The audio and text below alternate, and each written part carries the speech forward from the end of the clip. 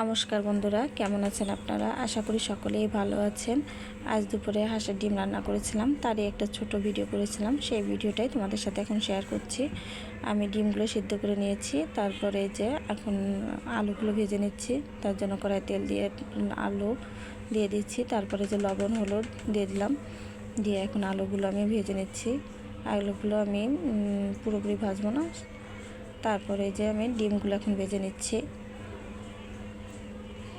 আমাদের বাড়িতে হাঁসের ডিমটা সবাই খুব পছন্দ করে, বিশেষ করে শীতের সময় হাঁসের ডিমটা বেশি খাওয়া পড়ে। ডিমগুলো আমি এই যে ভাজা হয়ে গেছে, এখন আমি তুলে নেব। এখন কড়াইয়ে জিরে ফোড়ন দিয়ে দিলাম, দিয়ে এখন আমি মশলাটা দিয়ে দেবো। এখানে আদা, পেঁয়াজ, রসুন, মরিচ একসাথে বেটে নিয়েছি, সেই মশলাটা দিয়ে দিলাম। পরিমাণ মতো লবণ দিয়ে দিচ্ছি। এখন আমি জিরার গুঁড়ো আর ধনের গুঁড়ো দিয়ে দেবো এখানে,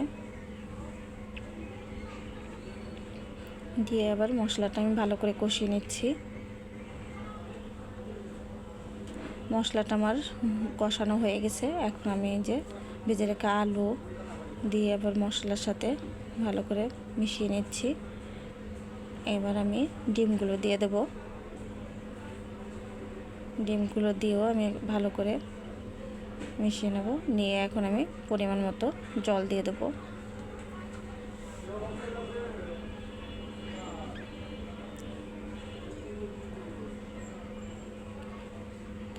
আমি বেশি ঝোল করব না, এই জন্য অল্প করে জল দিলাম। ভালো করে আমি সব কিছু একসাথে মিশিয়ে নিচ্ছি।